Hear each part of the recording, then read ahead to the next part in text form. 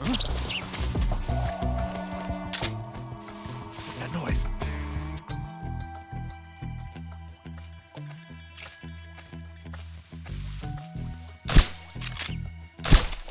I'm so hungry.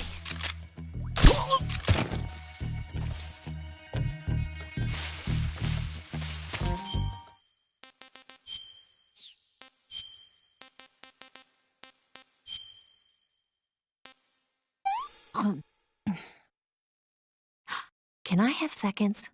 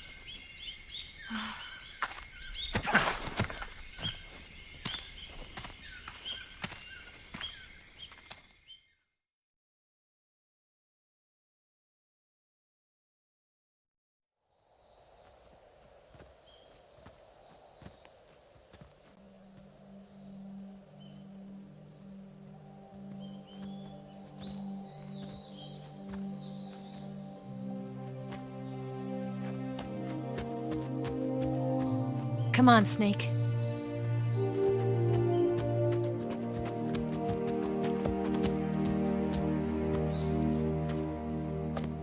We made it. We made it. Over there.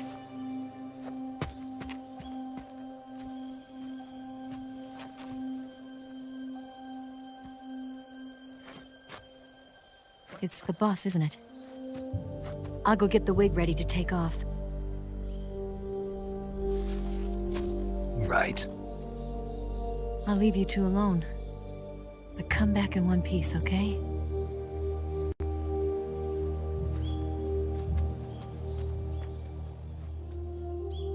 Promise me!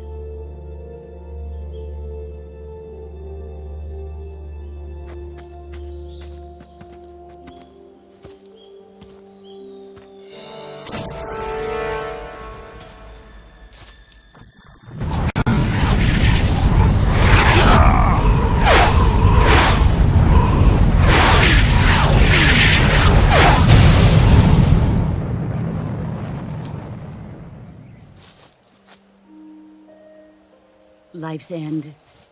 Isn't it beautiful? It's almost tragic. When life ends, it gives off a final lingering aroma.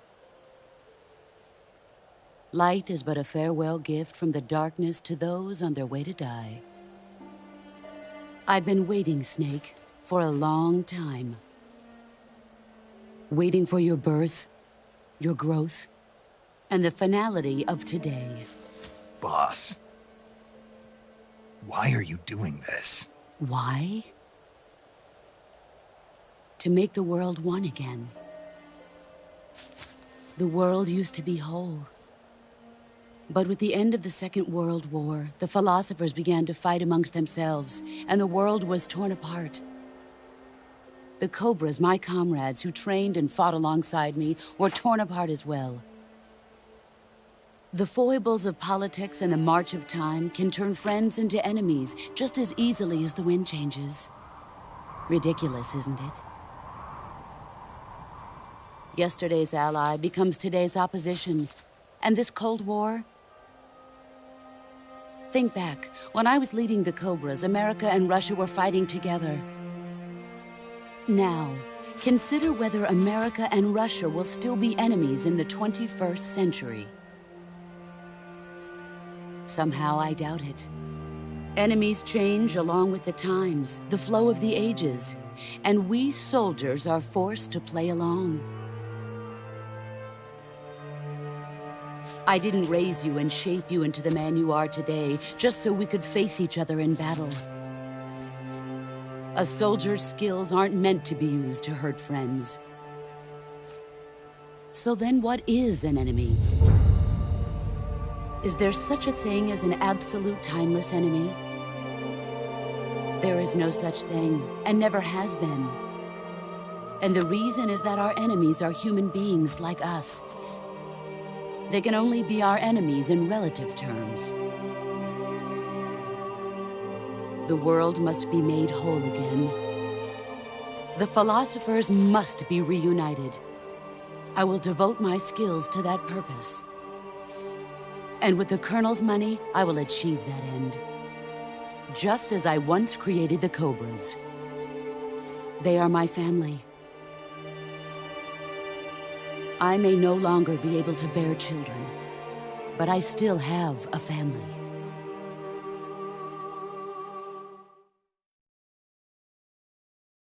It was November 1st, 1951.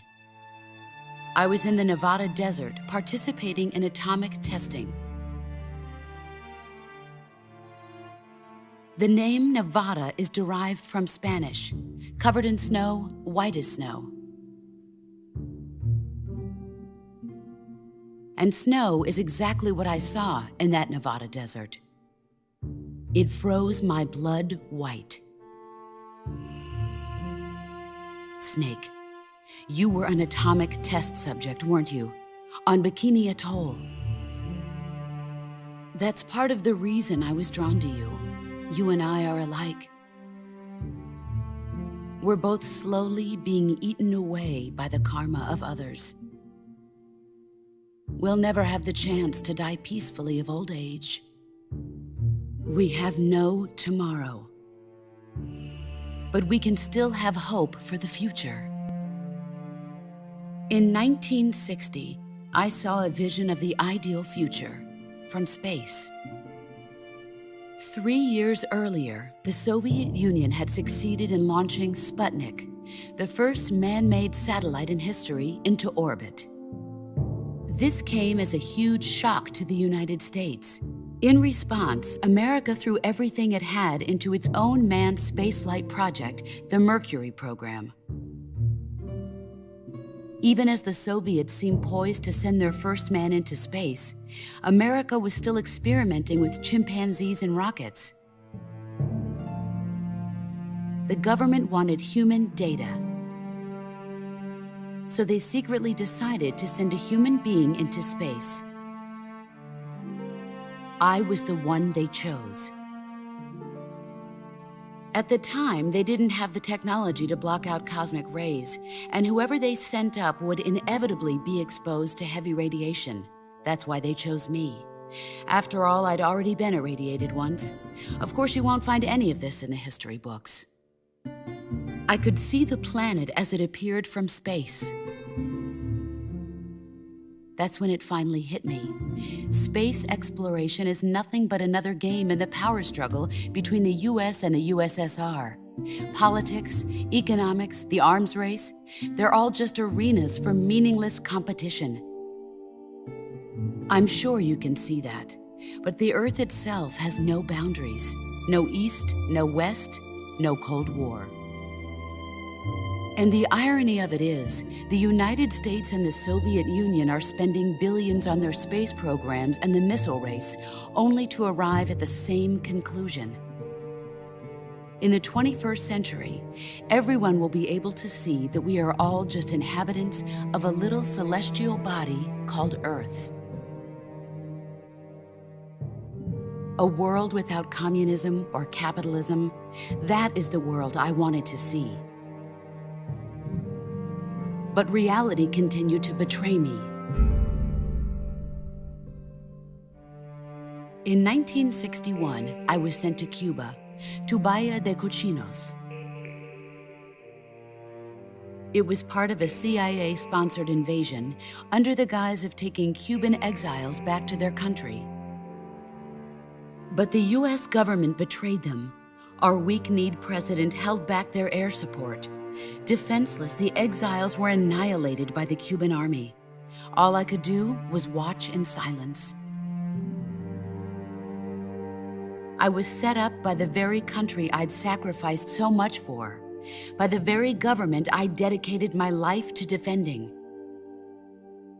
I was driven from the surface world, and I went underground. Then, 2 years ago, I faced the Sorrow, my old comrade in battle. He was my friend. But one of us had to die. I was left with no choice. The Sorrow gave his life for me.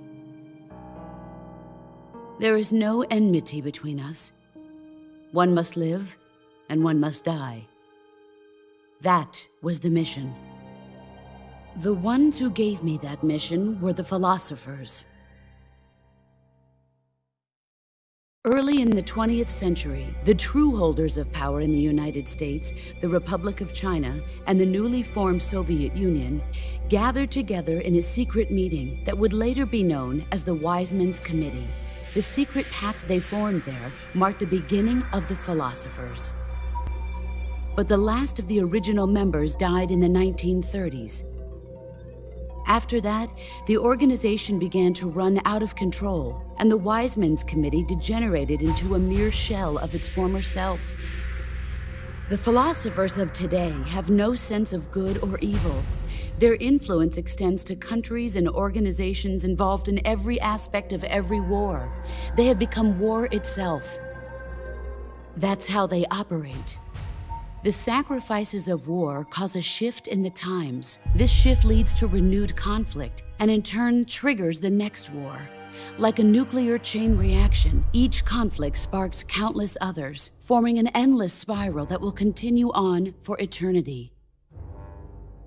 Do you understand what I'm saying, Snake?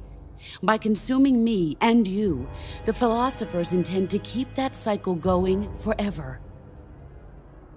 It was my father who explained all of this to me. He was one of them. You see, I am the last remaining child of the philosophers. But after he revealed the truth, my father was killed by that same shapeless, formless organization. And my father isn't the only thing the philosophers have taken from me. In June of 1944, the Cobras and I took part in the landing at Normandy. We'd been given a top-secret mission to locate and destroy enemy V-2 rocket installations. I was pregnant at the time. The Sorrow was the father.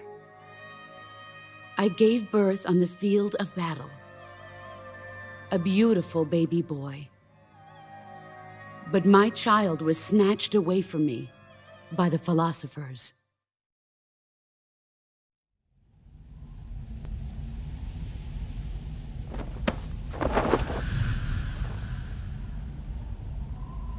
Look at this scar. This is proof that I was once a mother. I gave up my body and my child for my country. There is nothing left inside me now. Nothing at all. No hatred, not even regret. And yet sometimes at night, I can still feel the pain creeping up inside me, slithering through my body like a snake.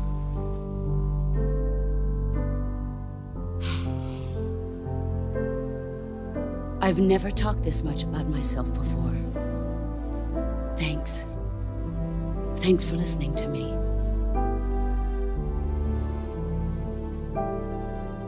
I feel content. Snake, commence the operation. I raised you. I loved you. I've given you weapons, taught you techniques, endowed you with knowledge. There is nothing more for me to give you. All that's left for you to take is my life, by your own hand. One must die, and one must live. No victory, no defeat. The survivor will carry on the fight. It is our destiny. The one who survives will inherit the title of boss. And the one who inherits the title of boss will face an existence of endless battle. I'll give you 10 minutes. In 10 minutes, Miggs will come and bomb the hell out of this place. If you can beat me in less than 10 minutes, you'll be able to escape in time. Let's make this the greatest 10 minutes of our lives, Jack. Boss. You're a soldier. Finish your mission. Prove your loyalty. Face me.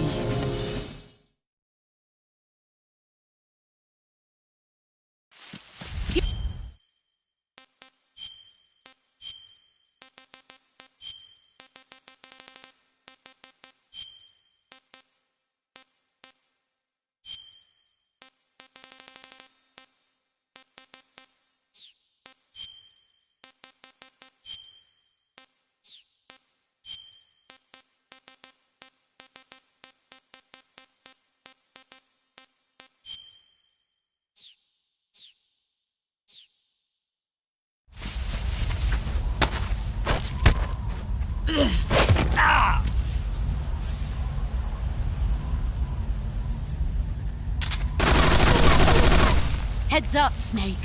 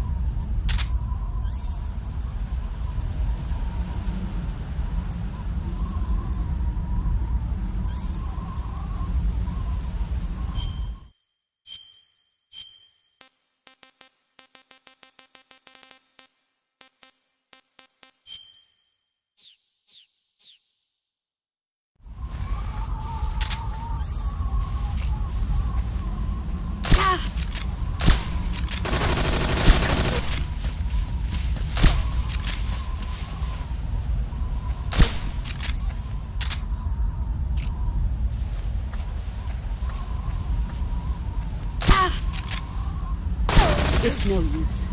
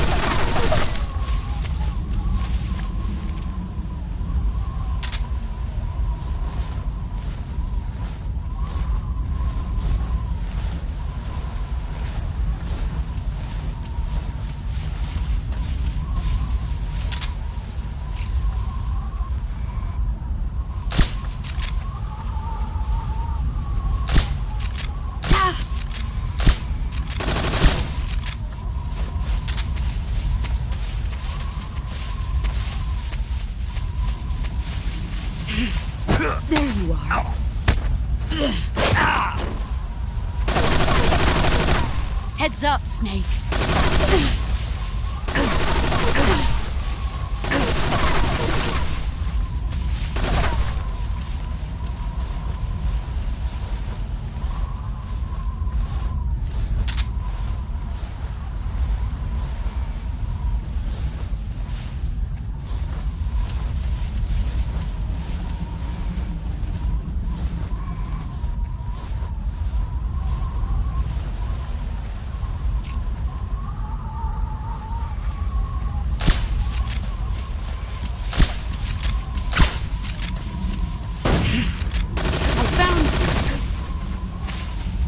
Here I come!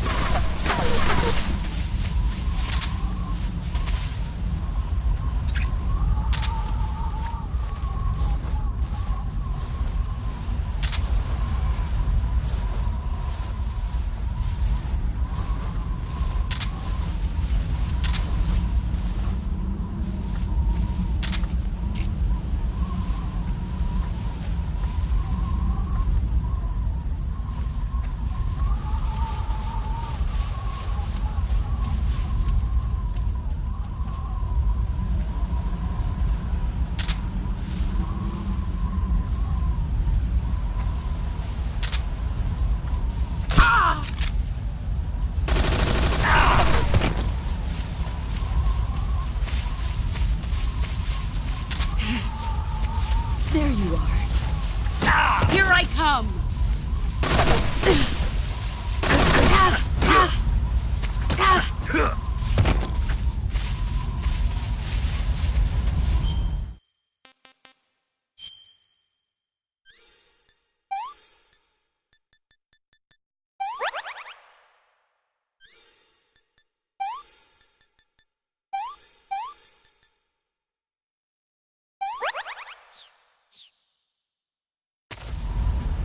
Let's see what you're made of. Ah! Ah! Ah! Ah!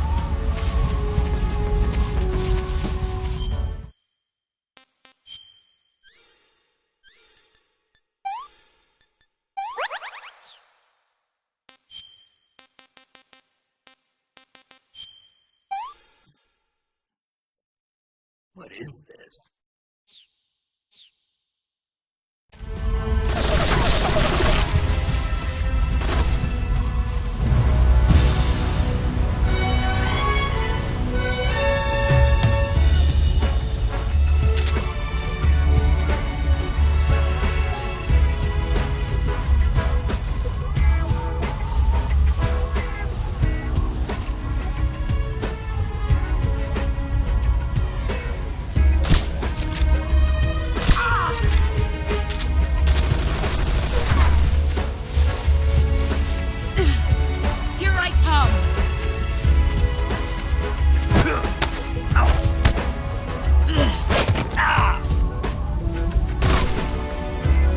Move or you're dead.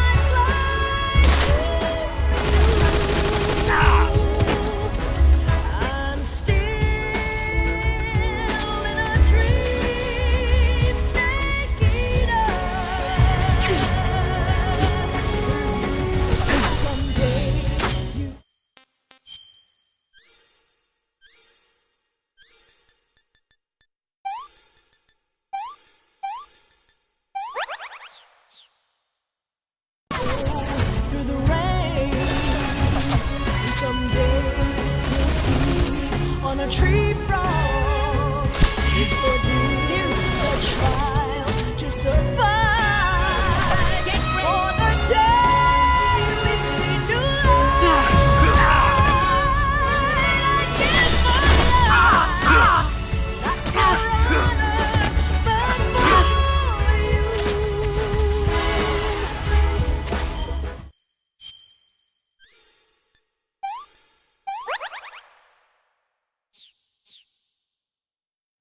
Brace yourself.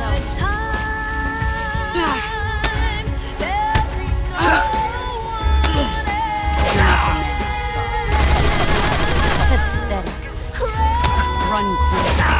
It's the way I'd like to.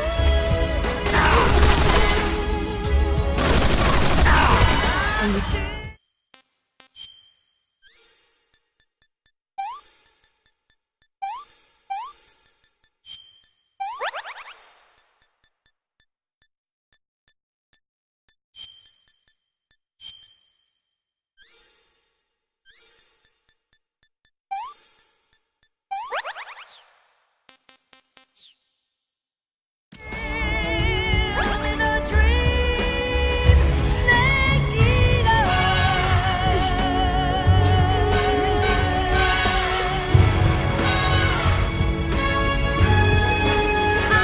I'm still in a dream, snake eater.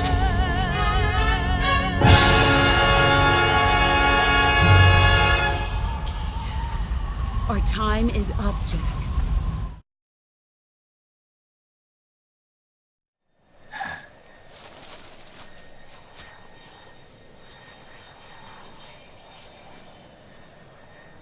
This is the end.